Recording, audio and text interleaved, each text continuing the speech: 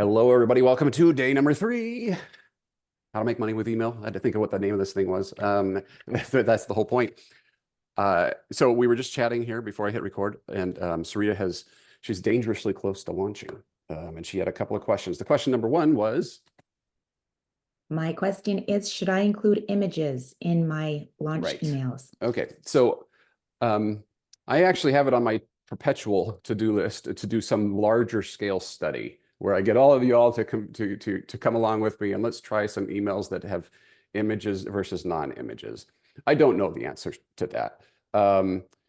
My feeling that with this first quick start guide, in absence of pure hard data, I'm going to lean towards images. In your case, especially when we're talking about food. Many of you have content where you have worked very hard and had the product, the craft, the recipe professionally photographed, and that can represent you really well. So considering this first series is a little bit of a branding piece, I like to include that if it represents my brand well. There may be situations like, let's just talk about, let's say you're doing a life reset, where if your choice is stock photography, I'd probably not. But this is marketing is more art than it is science. It has to be your brand. But then if it's you and the reset you're going through and pictures of you and how great you feel with this reset, then I'd probably lean towards that. Does that make sense? So this is a non-answer for you. I do know that, like in the case of and we're going to talk about these in just a moment, there are certain techniques that you can use in sending your broadcasts and your Forever Series emails that are little tricks, I guess, to get more clicks. And one of those is to not reveal what it is that you're telling them. I'm sure you've seen the mystery mails that are going around right now. So we'll talk about that in just a moment. But for the quick start guide, I like to be a little bit more upfront about what we're doing, what we're solving, and make it a visual experience too, if we can. Now, remember, on your phone is how people are on their phone is how people are consuming your content, right? So typically, if we're doing images, we want, if we can, vertical instead of horizontal, or square is fine too. You don't really want to go much beyond 400 pixels wide, because that can, there's actually some oddities in certain email clients that, it can mess with the whole CSS and the HTML of the email on how it looks on your phone. Not everything looks the same way it does in Gmail or Yahoo, which most of us are using. So it's crazy, but there are still some people on the 2012 version of Comcast or the 2010 version of iPhone 4, or was iPhone even out in 2010? I think it was, right? Anyway, you know what I mean? So there's just all these different permutations. Keep it simple. By the way, if you do the vertical image, that's harder for me to scroll through, right? It's more that I have to get through. That's another argument for keeping a vertical image in there. The other question, or not question, but I was going to offer, since Sarita mentioned that she is on ConvertKit, for those of you that are on ConvertKit, we're going to talk about pop-ups here in a minute, but because you're dangerously close to launching, there is I should just save this for the pop-up section. There is a pop-up that I use regularly that's free that actually looks real good now. I used to avoid ConvertKit's pop-ups completely and recommended third-party software, but I don't anymore. But there's only one that I like, and I had to create custom CSS to make it look a certain way. So that is available to you in email and autopilot. If you go read the section about how to make a pop-up in ConvertKit, it has the CSS right there of how to make it pretty. Pretty enough anyway. I mean, okay, that's great. Anybody else have success launching or getting close? Anybody want to brag a little? Okay, Marlon was nodding. Okay, I feel good about that nod. Yeah, I launched one yesterday. Oh boy, are you our first launch? Yeah. Okay, what'd you put out there? I did my biggest traffic driver is a baking recipe. And so I did a Bake Like a Pro entertaining essentials because it's like an entertaining type of recipe. And then the other recipes that are savory are also entertaining. Okay, So I did Cool. just a quick 5-part series. great. Have you got any subscribers? No. We're killing it. We are. I just checked and I'm like, oh, When did you launch? I'm sorry? When did you launch it? Last night. Okay, so if you would like, what we could do at the end of this is if we could take a look at what's out there, and I can give you my 2 cents on why, or what if there's something that we could do to improve to get better results. So a couple of things for everybody before we get into that too much. A question I get a lot, and this is just random stuff today, I'm just going through, but since we're talking about it, I do single versus double opt-in. You will grow much faster if you do. The concerns about single versus double opt-in are mostly in the past. Generally speaking, even the ISPs or ESPs, excuse me, are not as, they will say that they want that on there, but they're not as dogmatic about it as they used to be. Here's some of the reasons. CAPTCHA and reCAPTCHA is much stronger today than ever before. So some of that, if they notice weird behavior, there are automated things that will just kick in that prevent bad actors from signing up. There is the possibility, here's the downside. There is the chance, and this happens to 1 or 2 clients a year for me, which is not very many in the whole scheme of how many people I've served over the years, where a spam bot will hit a form and they'll just pound it and they'll send a lot of subscribers to it. And you'll wake up in the morning and you'll think that you were on Good Morning America or something, and you were like, and then you realize that they all have these weird Russian or Chinese email signatures in them, and you're going, oh. So it's fairly simple to back those out, delete those, identify those usually, and then you shut down that particular form, because all it is a computer script, like some code that they're just pounding it. And then when that script gets cut off because the form doesn't exist anymore, or you can't get through it, then you're usually fine. But that happens once in a while, but it's very infrequent. So I would run that risk and do the single opt-in for getting more subscribers. People just, even when they want it, you know what happens? Most of them have those default confirm your subscription thing on them. It goes to your promo tab. It's in the list with everything else that you're going to bulk delete. You don't recognize them. Confirm what subscription? What are you talking about? I just wanted, the 5 days of baking essentials or whatever. And they don't recognize it and don't remember you or your logo or your name, and then they just never confirm. And there's nothing you can do about it. You can't go back to them and ask them, will you please, please, please confirm? That's not something we can do. So, as far as GDPR goes, because that's the next logical question some people have, is that yes, you need to get explicit consent from those folks. Most of your platforms, however, have an option where you can toggle that on depending on where they are in the world. And if you're worried about that and getting their consent, then you can certainly do that.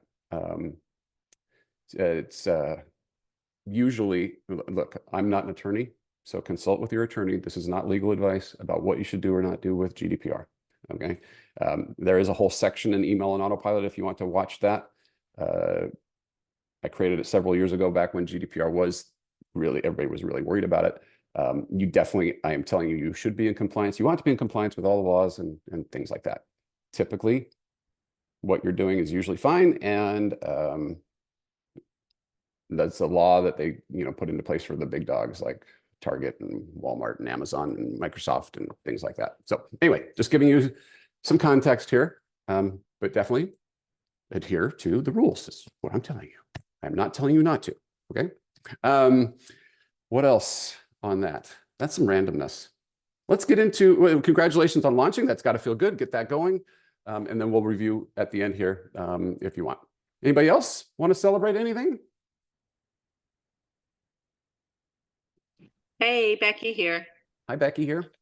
I got a inline form and a pop-up form created to go to my Becky's Top 10 Summertime Recipes that I ended up putting all in one email. So Okay, hopefully cool. it'll work out good. And it does have some photos and just really simple click here to go to the recipe. So I've got that all lined up, ready to go in Flowdesk to try out. So Awesome. Congratulations. So it's not launched yet, or it is? it's not launched yet. I just was finishing it up this morning, getting all the links popped in there for the recipes, but it's close. I mean, it's ready. All I have to do is pull the trigger. So I love it. Way to go. Fantastic. All right. Well, let's dive into today's topics. We've got some really interesting stuff to talk about. We're on this topic of pop-ups already, so let's just go deeper into it. Usually I save this to the end because it's not my favorite discussion. Pop-ups are a little bit of they have a reputation, don't they? So let's talk about some of those things. First, let's talk about things that aren't a pop-up that you might want to consider using to grow your list. The first thing I want to share with you is, you've probably seen this. This want to save this recipe or save this article. If you do not have this, I recommend you do this. What this does, for those that don't know, if there's anybody, is this simply, you enter in your email address here and it sends you, in this case, the shredded beef chimichangas link back to your inbox. Now, some people are concerned that it's not sending the actual recipe. I have done this for 2 years now with clients. I used to set this up pretty vigorously, and some of the platforms that we're going to talk about in a second now are built using my exact language and workflow. So there's been a lot of mimicry here. So I know it works. Here's why I think it works is if I'm on my phone and I want to make this, I may want to print this. I may want to remember this. We use our inbox often as a to-do list. And so I can send it to myself and then I have it. Now, the other concerns have been, are these real subscribers? Yes, the stats overwhelmingly show that these people have intent to not just consume your content, but in the case of a recipe, to actually make it, or a craft or whatever. And so the concerns of, oh, I'm tricking them into getting their email address are actually unfounded. This has been an amazing little find here for email growth. So if you're not doing this, now you may ask, where should I put this? Well, I started out putting it below the first image. Some people have tried other places. Some of the platforms now, or software tools, will put it inside in the case of recipe bloggers, they'll put it inside the recipe card. And those will work too. Typically up top, it makes the most, it converts the best. And so that's why I continue to do that. But you got to do you based off of user experience and all the things that you're worried about. For those of you who don't have food, you might be wondering, should I bother? The answer is yes. I have this on, for example, on my Disney related site that doesn't get a lot of traffic anymore, but I still get plenty of people. It converts a little bit better than a pop-up. For food, it converts like crazy. It's like crazy sauce. But for non-food, it's still very good. So, and then you just change it to say, want to save this article. All right. So highly recommend it. Been doing it for a very long time. And it's become, the copycats have come out. Now, because of that, there are plenty of options on how to do this. So I used to install it and set it up with special code, and now you don't have to do that. Now, because of the popularity of it, we have, Raptive has added it to Slickstream, and it's just now coming out. They call it email capture, and you can see their implementation here. So I played with an early beta. I haven't played with the recent release. Highly recommend this though. It's free to you if you don't already have it. If you do already have it, I am not suggesting that I know enough about this feature to say, go replace this. I know, and for example, Barbara, you have one in place. I wouldn't switch just for the sake of switching is what I'm saying. However, we'll keep an eye on this. And as I have a chance to play with this more, I'll be able to tell you the pros and cons of this version versus others. And I'll be advising Raptive, if they want my advice, on what to do to make it better, but the price is certainly right, right? And then what happens is that they receive an email with your logo and the article and some other posts, okay?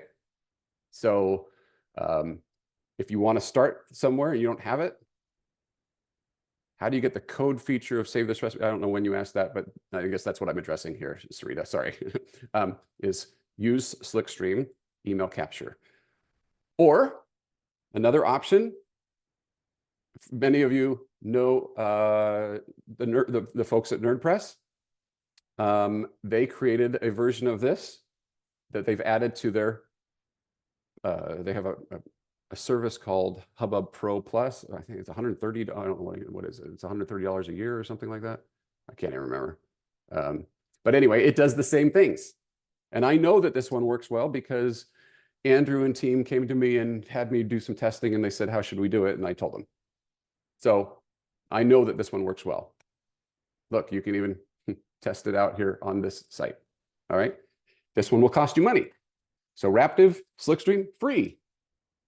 Another choice is here. If you want something like this was custom made. There are people like me out there. I'm not doing it anymore because of these reasons. But there are people who, your developers and whatnot, will also do copycat versions of mine or anybody else's. Okay. So you just get your developer to build it out, and they can reverse engineer it using PHP and JavaScript. All right. Does that help with that? Do it. Figure it out. Even though it seems technical and scary, totally worth it. Other things. You may have noticed, let's watch this for a second. When you go to some people's websites, you see it a lot on Mediavine websites. You see that? Where it grays out around it? It's not a pop-up. In fact, I can't get this to do this again, but this actually did that. I don't know if you noticed that. It's called a highlighter or attention activator. Yeah, see, it's not doing it, but I had placed the attention activator on that form. So it's not a pop-up necessarily, but it is it does call attention in a neat way to your lead magnet. Again, Slickstream has this. It's called highlighter in Slickstream. So just email your rep, support@Raptive, and they will tell you how to set that up in Slickstream. Highly recommend this. Now, here's what not to do. Don't use that box unless you have nothing else going on. Don't use that box for never miss an update. People still don't care about that.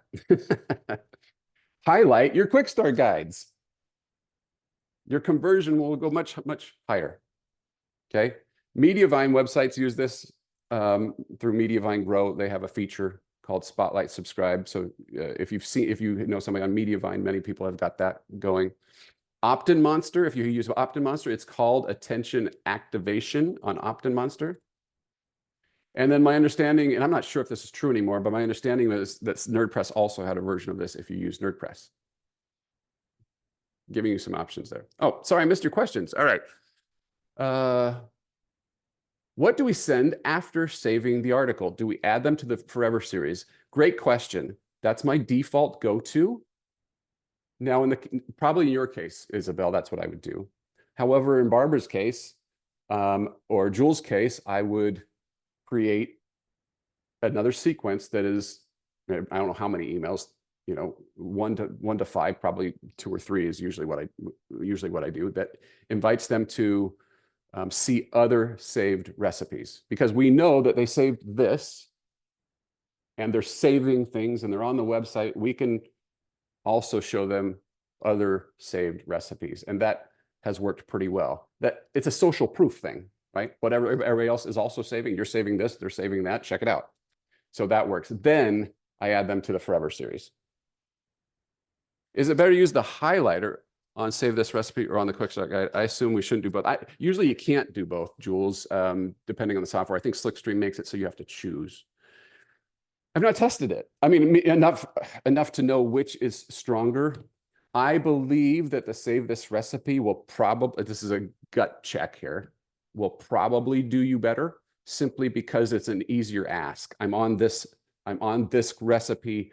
I need this recipe. I'm consuming this recipe. I want to save this recipe. Yes. Versus I'm on this recipe. And by the way, here are my 5 favorite treats for Halloween. You know, so you might want to mess with it, test it a little bit, but I probably would default to the save this. Either way, use it. Excellent questions. Another aspect of Slickstream that is underutilized or misunderstood is that people can, it's different save, that they can save a collection of their favorite stuff, articles or recipes. And they do that by clicking the little heart button, and then it saves them to your favorites. This is also worth experimenting with. You will get, now I'm kind of going in order here with the exception of pop-ups. Pop-ups is number 2 in terms of performance. Number 1 is the save this recipe, but I'm skipping the pop-ups because it's more detailed discussion. Down in the order of things of how well they work, this still works pretty well. And it's nice because these people, again, are high intent people. So with Slickstream, follow the instructions carefully about how to implement this with your ESP. And again, think through the user experience and the journey by perhaps creating a sequence specific to them. Things that I usually do in a Slickstream sequence is, here's how to find your saved recipe again, because this is not the most intuitive thing, is my experience. And they clicked it, they signed up, and then they're like, oh, I don't even realize I've got these favorites, or how do I find these favorites in the future? So again, I would do an email that says, here's how to find your favorites. And here are some of what everybody else is saving. Again, you just apply that to that experience. This can work very well. I did not do this with this client, okay? I want to be clear on this.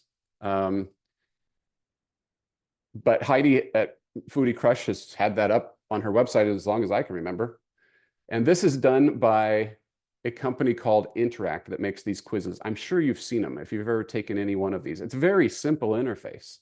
The hardest part is just figuring out what the questions should be.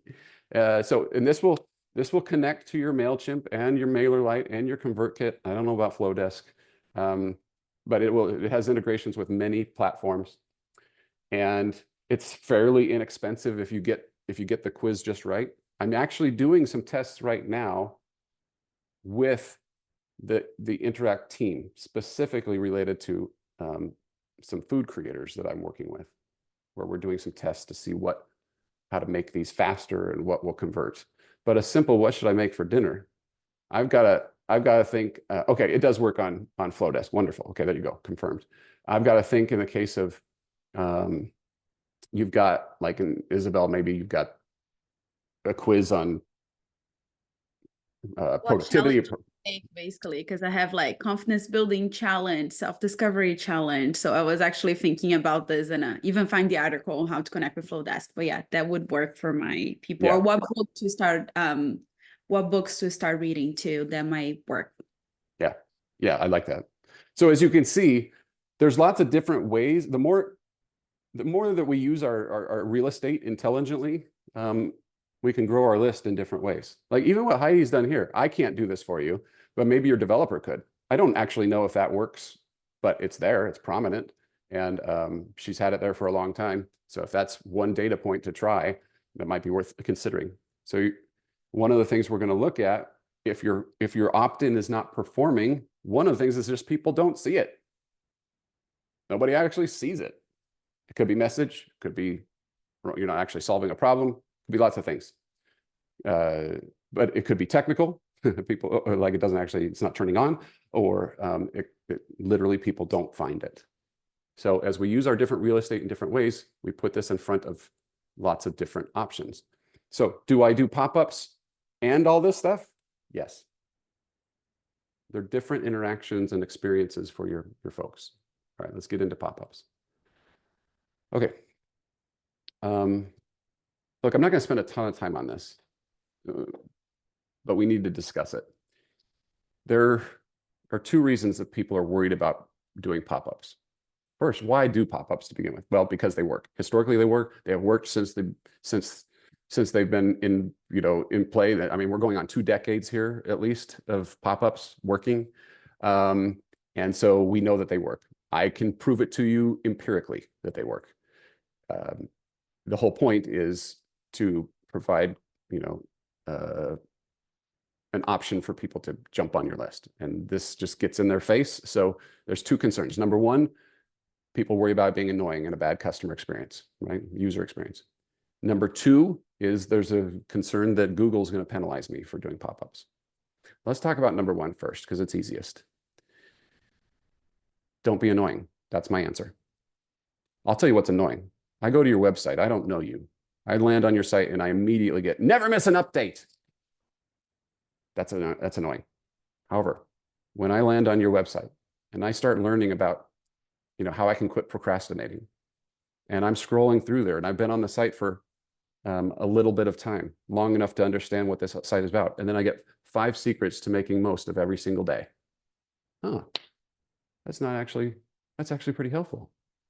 That's what I found with the quick start guide for the Disney cruise. Remember, if I land on Disney cruise tips and I'm seeing that there's all these great tips, I'm consuming the content, and then I get what to expect on your first Disney cruise, that thing converts like crazy for the reasons that we just mentioned. So my answer simply is don't be annoying. Offer something that actually helps people. Radical, I know. The second piece is related to Google. Now, what I'm about to say, I really don't want you to go tag me and some other well-known SEOs, experts. There are some out there. You may have even heard of some of them talk about this particular issue, because there's one in particular that's very dogmatic about this. And in all his audits, he tells them that pop-ups should be turned off completely or done away with, because the concern is in 2016, Google released a little article that said that you shouldn't use intrusive interstitial on mobile. We're talking about mobile here. You can do almost anything you want on desktop, but the guidelines are specifically about mobile devices. And then it was re-released again in 2017. It has not been updated since. They've not taken it down. So the SEO world has interpreted that to mean that there's some sort of Google penalty. There is not a Google penalty if you use pop-ups on mobile. You just have to do it the right way. Let me explain a couple of things. Again, I really am not trying to pick a fight with anybody, so please, this remains here, all right? In fact, that particular individual I'm thinking of, he actually refers me business, so I really don't need this in my life. But you need to understand that I've done a ton of research on this and have been using the pop-ups in this way for the last 7 years. So a couple of years ago, this kind of raised its head again, and everybody freaked out and said, oh, I shouldn't be doing pop-ups at all. And I think even the Feast, theme came out and said some stuff and whatever. I actually spent a month of my life listening to YouTube videos from John Mueller and researching everything I could find from Google about what do they ever say about pop-ups. Nothing. In fact, one of their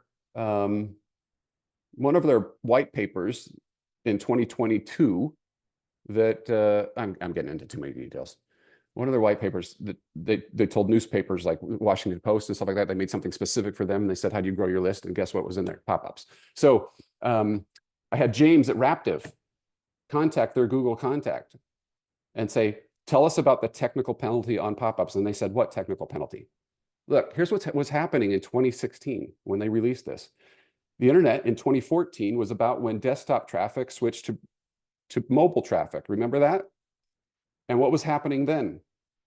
They had Forbes, I don't know if you remember this, Forbes and Hotwire were notorious at doing these site-wide overlays. You remember that? It would just take over your entire screen. Those experiences were being carried over into the mobile experience. So Google came out and said, hey, don't do that. That's a bad experience. And if you do that, we might reward somebody that has a better user experience than you. Sounds like a penalty, right? They are not the pop-up police. There are things you can do which will trigger this, but if you follow these guidelines, they will not. Okay, so boy, that was way too much time on that. Dang it, I gotta just cut that down. You didn't need all that. You were probably just fine. Anyway, here's what you don't do on mobile. don't make your pop-up cover the content completely. All right. So Barbara knows, because it's an email and autopilot, and I've done a few for her. The pop-ups that we make are small on mobile. The desktop has a picture and it's a rotating animated GIF and it's beautiful. But on mobile, it takes up like a third of the screen and there's no image. And I go only to the email address field. And I don't include the first name field like I do on desktop. Also, don't make it impossible to close. All right. There is software like in Opt-in Monster is just one example. You can Convert Pro is another. You can select whether or not they actually have to click on the X or around the X. Make it so if they click anywhere on the screen, they can close it. Third, don't make it hard to interact with the content.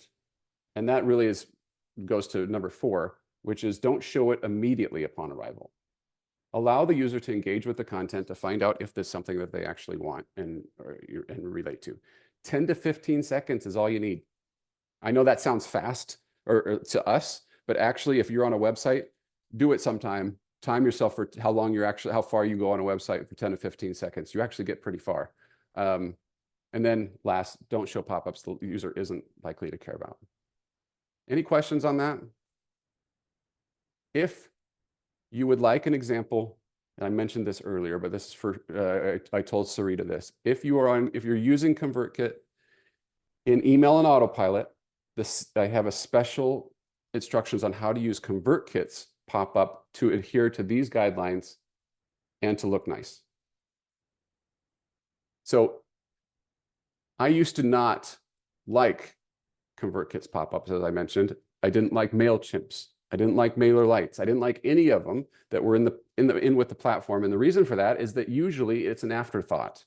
Like they know they need to provide it as a software provider. And so they would throw it in there, but it's not really optimized. That's been my beef with these folks for a long time. So I have some suggestions of other pop-ups you can software you can use if you're not on ConvertKit and don't want, or you want to go next level in certain cases. The first one I'm going to mention, this is kind of your budget version. These are all paid. I'm not giving you any, and these are all affiliate links, by the way. I am just shameless. I know. Convert Pro I've used for years. It has been vetted by NerdPress, Grayson at iMark Interactive for site speed. It's fine. It's a little limited. It costs you about $80 or $90. They have these sales sometimes, but about $80 or $90 a year.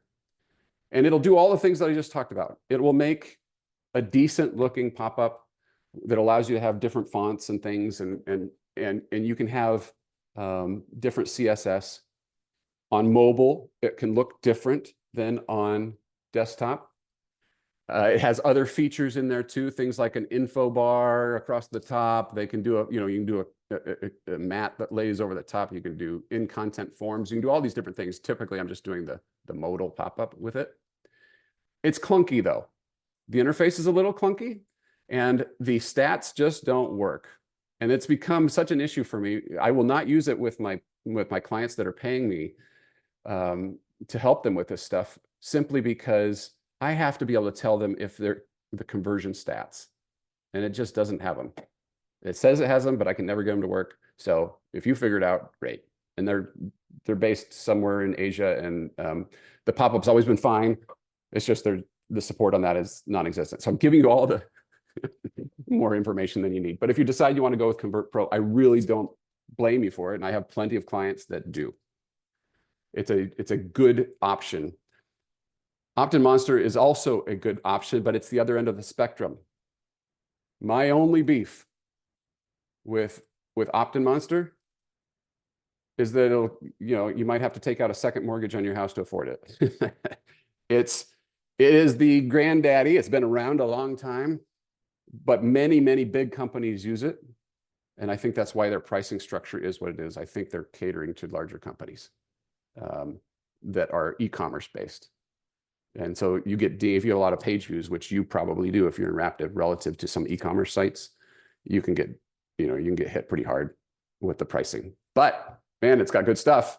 It's got way more templates than you'll ever need. It's got mobile versus desktop designs that are great. It's got really great A/B testing. It's got the attention activator that I showed you earlier. It's all built in there. So it's a real nice product. ConvertBox is actually what I recommend to a lot of folks that aren't, that are not at the budget entry level, but don't want to go to Opt-in Monster. I love ConvertBox. I think it's great. It's $500 one-time fee, and you can apply it across a whole bunch of different domains. So you can use it across different sites.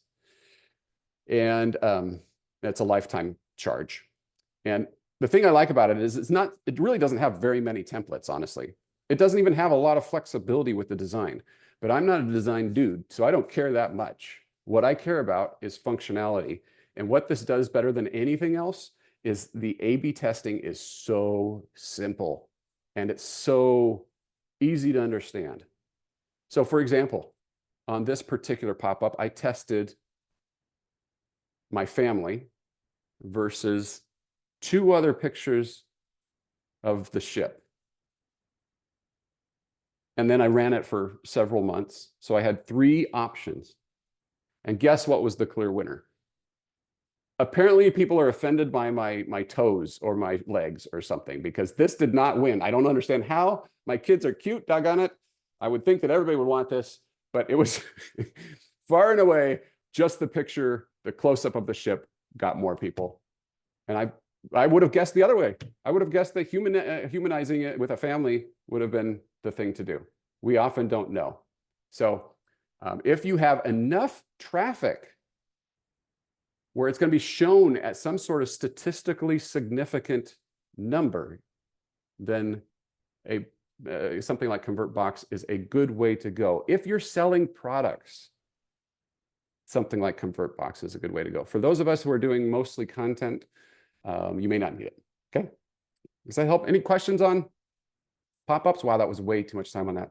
But it's important, I think, so that you know your options. If anybody else has something that they like, let me know, because I am always looking for the next whiz-bang way to grow the list. Just one quick question about pop-ups. Do we usually, what I do on Flowdesk, that pop-ups are beautiful, by the way. So if you're looking for a client that really cares about design, that's a great way to go. Usually I say to not show to someone if they close the pop-up and did not sign up, to not show to them for the next 2 weeks if they return to that. Is that a good practice, or we just like, and if someone sign up, it doesn't show to them again? Or do we keep showing to them until they sign up? No, I like your practice. That's what I do too. It's not reliable because people come in on different devices and it doesn't carry the session over, or the cookie, so it can't necessarily know. So it's not 100% certain, but if they're coming in through the same device over and over again, there's no need to show it to them multiple times. I think that falls into the irritating bucket. But 2 weeks is enough time. And some of my clients do a week, where it's enough time where they're like, okay, I've forgotten that I saw it in the first place anyway. Yeah. So, but yes, I like that very, very much. Perfect. Thank you. All right, let's talk about what to send your list. All right. Now we're growing our list. Let's get into what we're going to send them. All right. I told you this the other day. So we got a quick start guide, gets people onto the list. We got save this article. We've got a quiz, we've got bonus content, gets them on the list. Today, we're going to talk about sending seasonal emails and the Forever series. I want to start here with this concept that I just love. And when I discovered that the blogging world wasn't really doing this, I was like baffled, because this is truly a godsend for content creators. So often we get fixated on the latest thing that we are just created. All right. And with good reason, the recency bias, right? I made that. I want people to know about it. I spent a lot of time on that, and we focus on that. And we think that the whole world should know too, that they should care. But here's an example of what I'm about to tell you. This is James Clear, the author of Atomic Habits. Many of you have read that book or own it. I discovered James back in 2017, before the book came out. And he was blogging at that time about personal improvement, personal improvement stuff, goals, habits. Imagine that. And I was loving his content. I signed up for his newsletter at that time, and I started getting all these emails. You can see when I started. So it was July of 2017. Here's what this looks like to me as the reader. It's all new to me. All of this. I just discovered James. Here's what it looks like to James. You'll be surprised to know that he was not every Wednesday just sitting down and making up a new email and hitting send. I put on my Nancy Drew outfit, which doesn't fit as well as it used to, but it allows me to get into detective mode, where I went back to see, when did James originally publish the different pieces of content that he was peddling to me in email. Take a look at this. So the first couple were some sort of welcome series, all right? But then this one, forget about setting goals, focus on this instead. Guess what the focus is on, for those who know James' content? Habits. He's been talking about this since October, at least October of 2013. And this is his #1 thing. The most important cornerstone to who he is and what he talks about is habits. And it has been for a long time. Then he sent me one from 2016. Yeah, we squeezed one in here from July, a new one. But then there's 2015. This one was a year older. 2015, this was 3 months older. What does this guy think he is? He's pawning off his old content on me. How dare he? Well, the reality is, what do I care?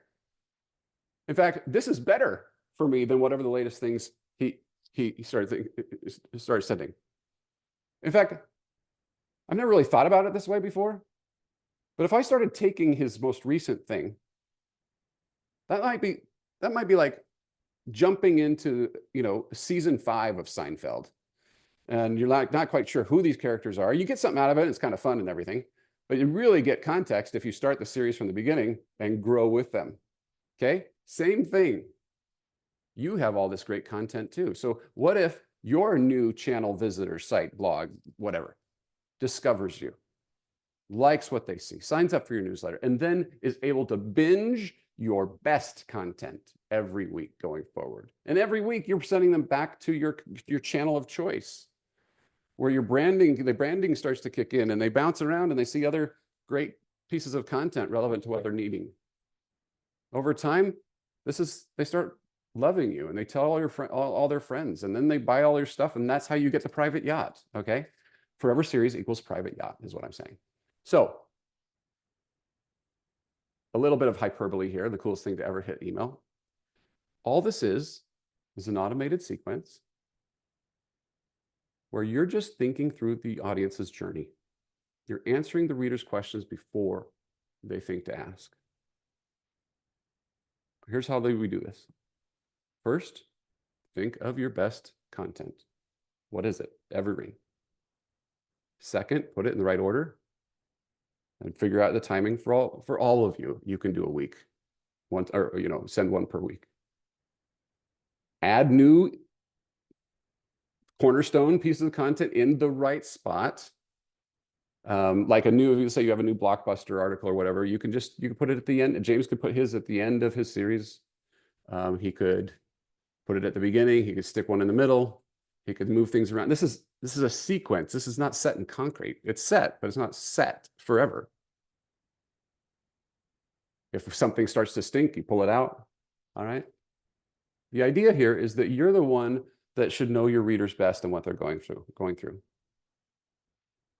And so you can anticipate their best content and put it in the order that makes the most sense for them. I used to, so my company's actual legal name, the entity is called Personalized Paths LLC. And I used to go by Personalized Paths. And then it was too hard to say. I can't even say it now. It's so long and too hard to say. But the reason I picked that, because you're actually in email, you can use email to create a journey, a path that you want your audience to follow. And can I tell you something? Most of your competitors are not doing this. They're not thinking this through. They're not thinking about the journey. They're not building a brand in the way that you can. If you will take the time, go to a quiet spot at the park with your prettiest notebook and your favorite pen, and just figure out what is the perfect journey for them. From now until 6 months from now, every week, what if they got an email from you?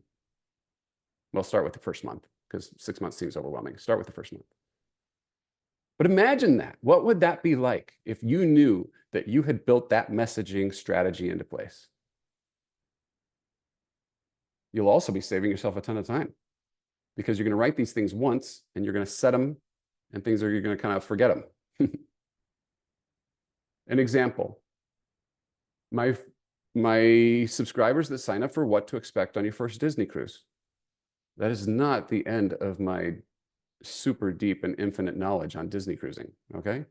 So the first Sunday after they sign up, first Sunday, the first email is always the most powerful Disney cruise tip I ever learned.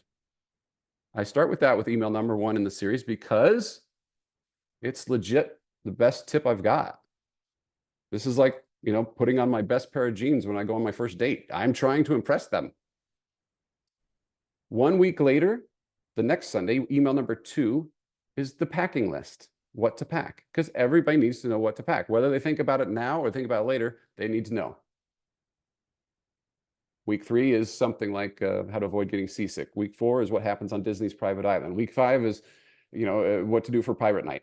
And you can see that the topics get a little bit more narrow or maybe even fluffy as time goes on because I've established the baseline important things.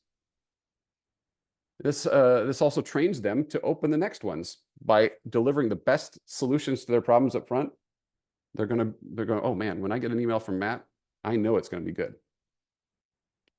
A couple of thoughts here.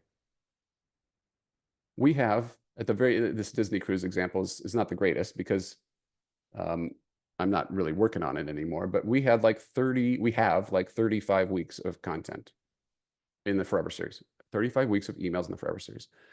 One of the very last ones is something like the perfect playlist for driving to the Disney cruise port. All right. It's so fluff. It's like, oh, listen to Walking on Sunshine and, you know, it can do magic or whatever. But this is a cute, fun piece of content for people who've gone through 30 weeks of this, right? So by then it makes sense. But what if I had led with that? They'd be like, what is this? 30 weeks in, it's fun. Another example. We made a lot of money off of travel insurance. We had a big time article, 5,000 words on do you need trip insurance? What if I led with that article to a new subscriber? Hey, do you need trip insurance? How's that come off? I'll tell you, in week 15, after I've built up trust and they've said whatever Matt has sent us so far has been really helpful, maybe I should pay attention to this one. That thing converted really, really well. So you see how the timing and the journey matters a lot. In fact, that one drip, that one offer, that piece of content, that covered the cost of our ConvertKit list for years. I wasn't getting rich off that one email, but I set one email and it said, you know, it was just flowing in every month. I didn't think about it after I wrote it the first time. Do I recommend food bloggers do roundup styles or single recipes in the Forever series? I typically do roundups for food these days. I almost very infrequently do a single. In fact, I'll show you some examples. I have examples. I can show them.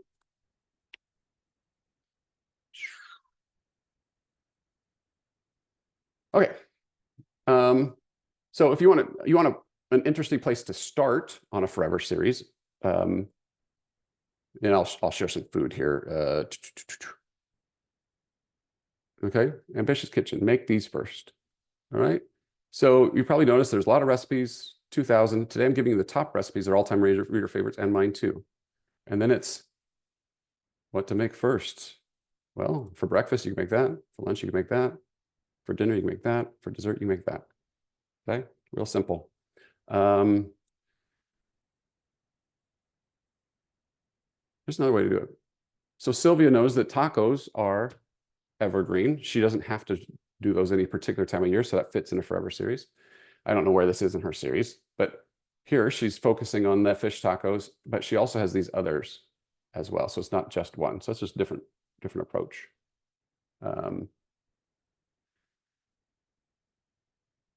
This is kind of a welcome series, kind of the first one in a Forever series from Sahil. You recently signed up to my free 2 times weekly newsletter. Today, I'm going to show you around, and here are my best pieces of content. Okay.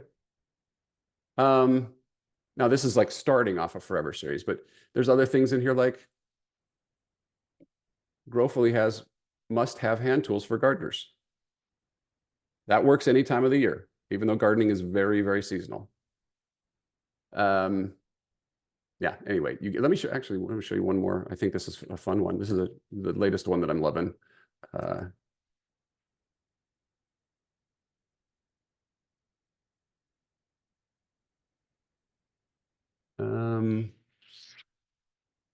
Okay, this is not the perfect example, but this guy, John Ushai, is a he's a big time YouTube creator. And he's not even, huge into his newsletter, but he made a series of 15 Sunday comics. Okay, so he commissioned an artist to create a comic. So he leads with this. And then this is our 20, excuse me, 4th of our 20 best creator tips. So he's made this week, which we send on Sundays. That's really just a Forever series that's 20 emails long, isn't it? And I love them. Make videos that solve popular problems. He's got great content in here. He's got great, you watch this interview, blah, blah, blah. So these have been really good, and I've really enjoyed these. And he is getting to point me. Who knows when this interview came out? Actually, let's see. 9 months ago. Okay, so it's not even the latest thing. Is this irrelevant to me now because it's 9 months old? Many creators might think so, but John knows it's not. Okay. Any questions on the Forever series?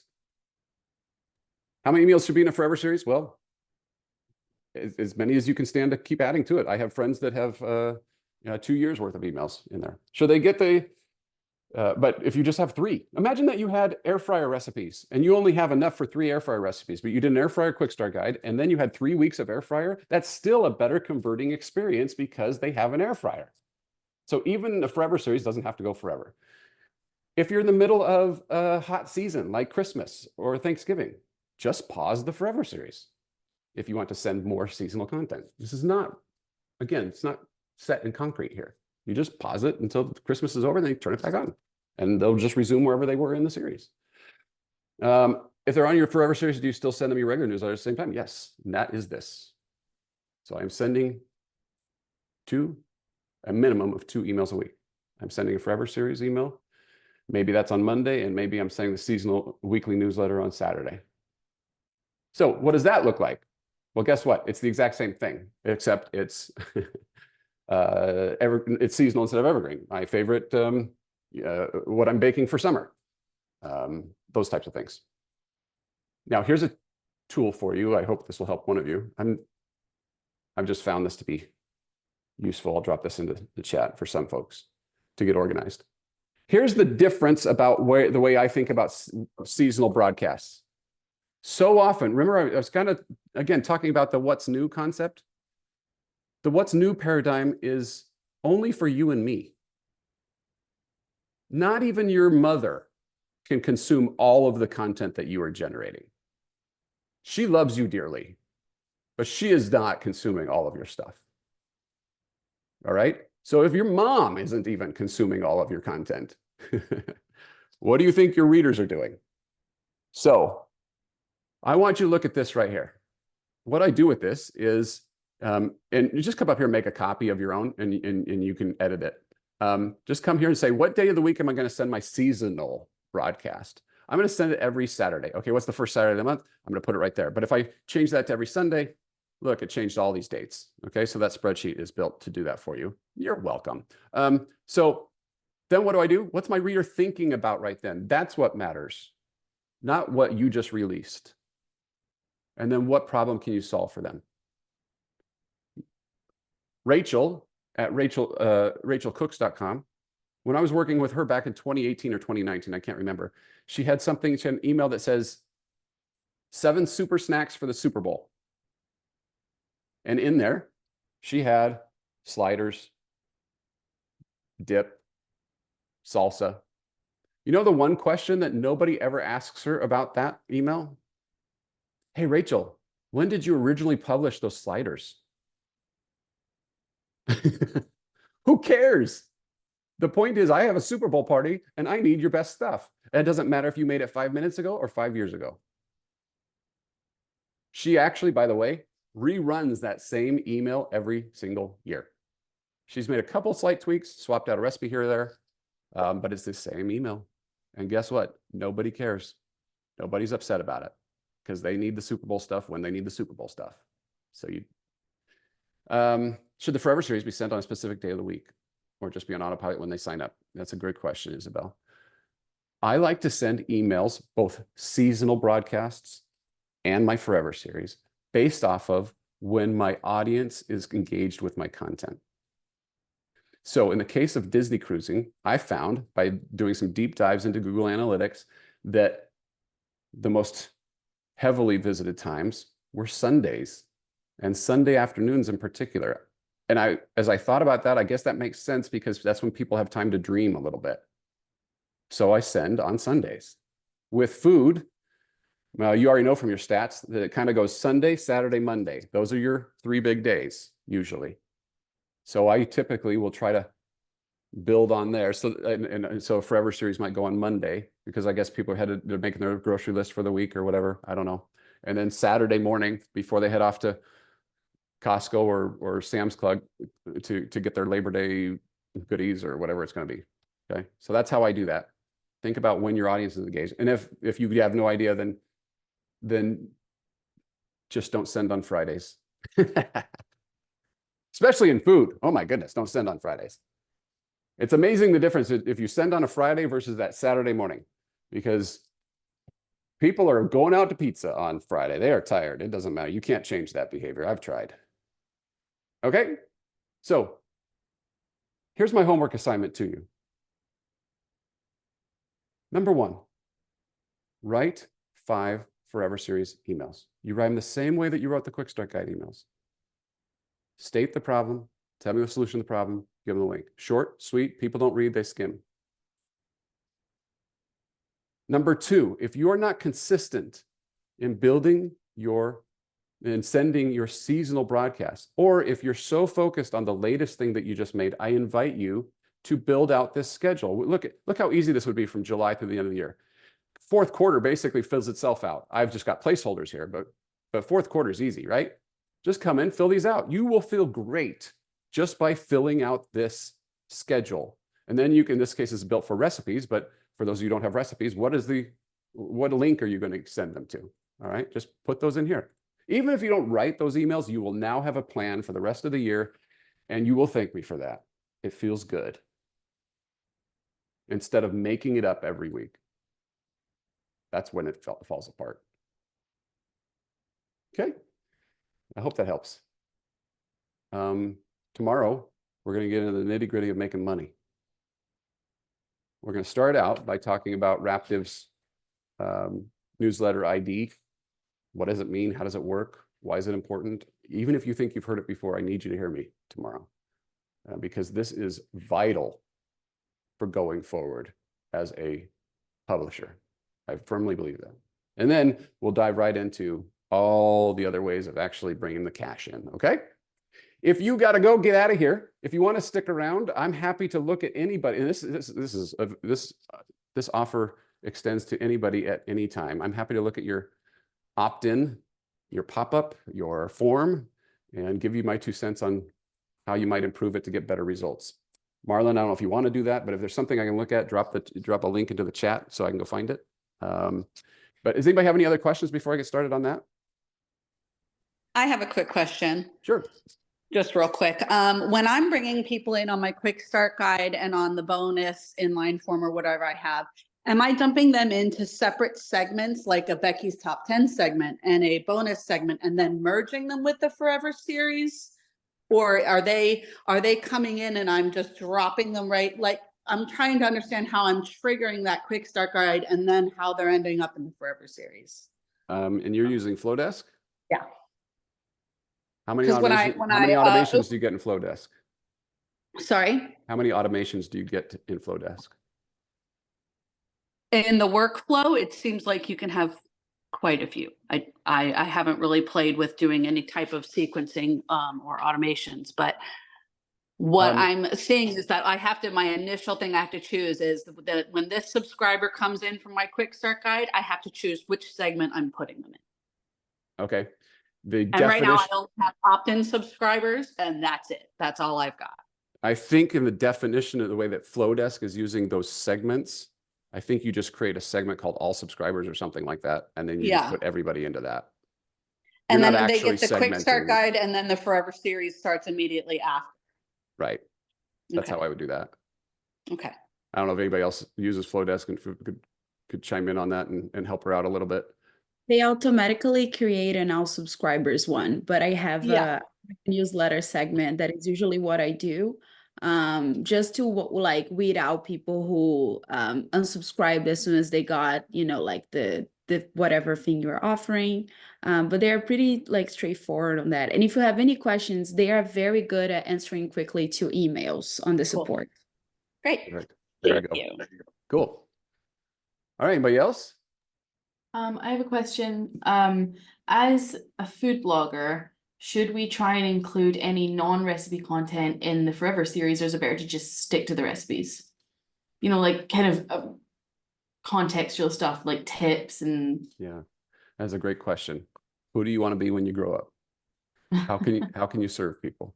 So, yeah, I think that's kind of maybe that's the reason that a lot of people don't actually build the Forever series out this way, is because it requires you to think that through. What is the journey you want? So for some people, for example, I know that Sally from Sally's Baking Addiction, she has an affiliate play in, like, I don't know if it's the first week or first month or the second month of her Forever series that is like kitchen tools I can't live without or something like that. That's not recipe content, but it's helps the baker, and it drives them to a page where she has affiliate links and things. So that's one example. So I think you have to make that call. You know that somebody's coming in through whatever your quick start guide pop-up is, like I did with the Disney cruise. Like, well, now what do they need next? And that, if you can think that through as far out as you can think that through, that's actually very powerful. Now, then, and you're doing that, you have to recognize, you know what? They didn't initially, if you're taking a hard right turn, they didn't actually come to me for health advice, and now she's giving me dietitian type of stuff. Well, then you're going to have to massage that. You may want to do that. That may be your strategy, but you're going to need to massage that. And again, understand the journey. As if it says, the way I think about this is, let's say that somebody very important to you was going into this topic, and they're not going to listen to you. They're not going to understand if you give them the full data dump of everything you know, but you got the chance to tell them a little something important every single week. What would that be to help them? And I think that if you use that kind of as your guide, then you probably can't go wrong. that makes sense. Thank you. And if you're stuck, just send them recipes. That's what they came for, was inspiration. So great question. Gang, I love email for this reason. And the thing that I kind of get jazzed about, and I hope that you will too, is once you get past this, what I'm giving you now is a cookie cutter starter. But once you get past this and you start building into this, then all of a sudden stuff starts opening up. And you're like, oh my gosh, they are really reacting to my procrastination guide. What could I do there? Oh, I have a whole course. I'm an affiliate for so-and-so super non-procrastinator person. I'm going to create content on this because of that. Or if somebody clicks on a procrastination article going forward, I'm going to trigger something else that's cool, and they're going to love it, because you get to create these little journeys once we have a list to play with and we know what they're reacting to. All right, let's look at Marlon. Here we go. I'm going to open my screen here, Marlon. Okay. It's Excellent. too many words, I think, now that I look at it. Oh, maybe. really? Okay. Well, let me just check it. Oh, darn it. All right, hang on. I got to do that again. I'm sure it probably doesn't show up again for me. What platform are you using to show that? To show, Yeah, is that a Flowdesk pop-up? Is that a MailChimp pop-up? What is that I just did? It's ConvertKit, but currently I've got it with Grow. Okay. Hang on a second. Let me just get it again. Sorry. I'm just going to do it in a different incognito window and allow me to pull that up. I hope.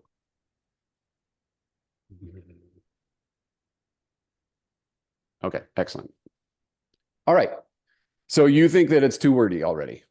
Yeah, just that I look at it now, it just seems like too many words in the title. It's a big, if you kind of step back from it, it's like a big block of text, right?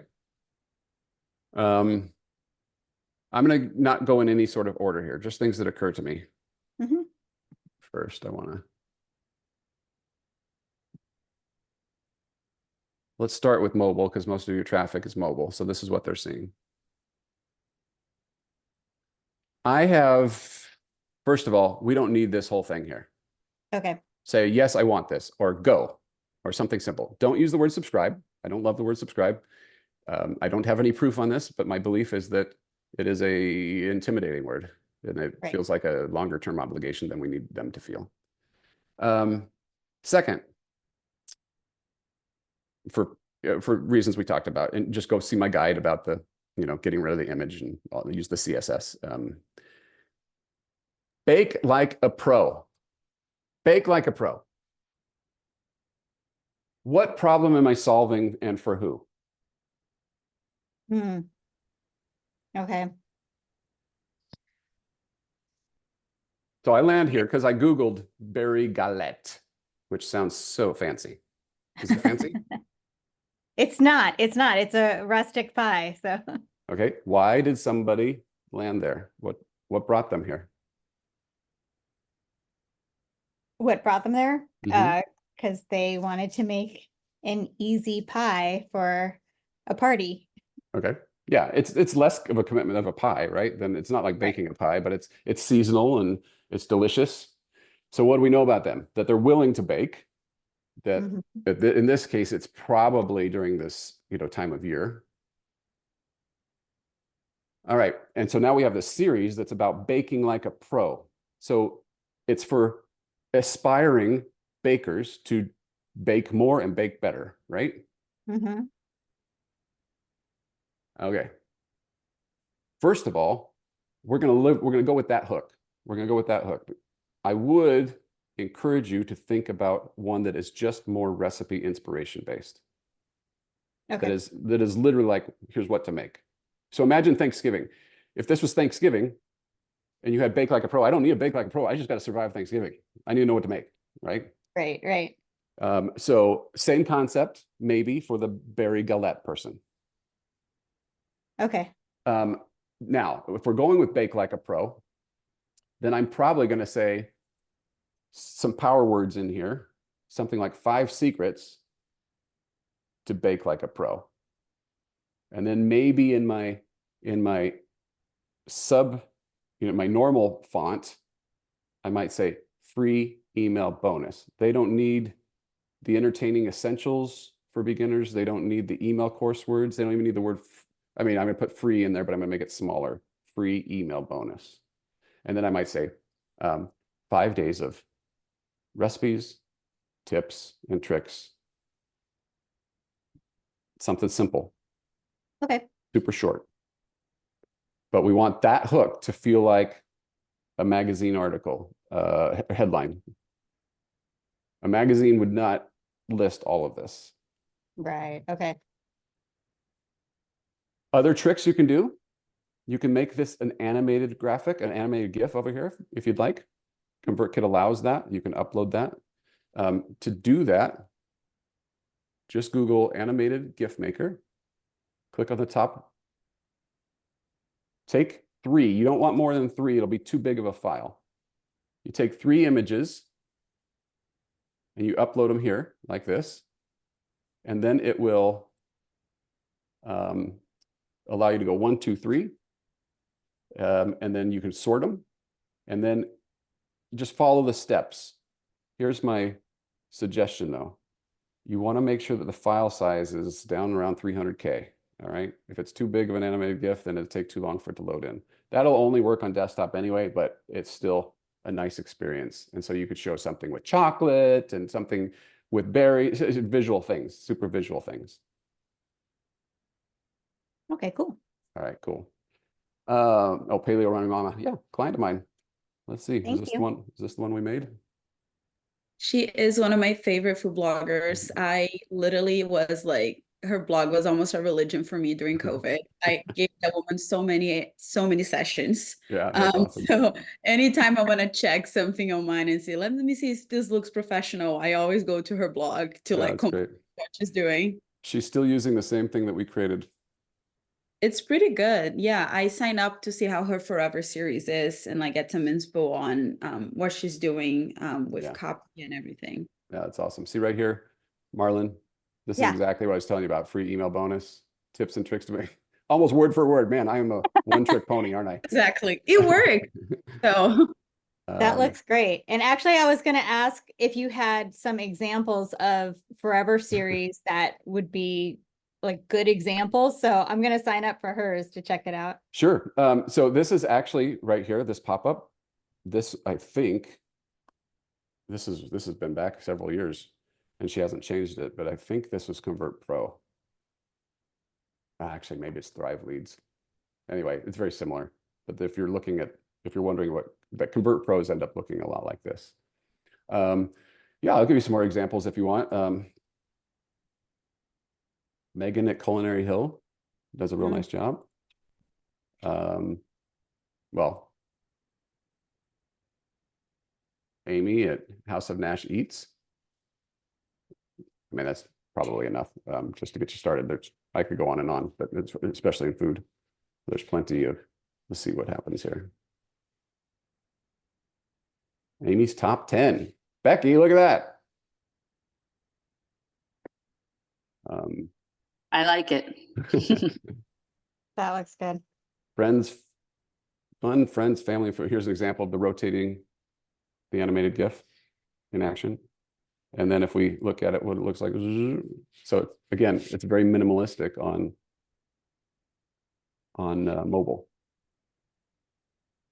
So you said the animated GIF does not come up on mobile, just desktop. Well, this is using that CSS that I use. Oh, right. Where I Okay. don't show an image on mobile. All right, cool, fun stuff. All right, anybody have any other questions? All right, get out of here. Thank you. Go write some emails. Go launch some quick you. start guides. I'm looking forward to seeing what you do. Thanks, everybody. Bye. All right, Bye. bye-bye.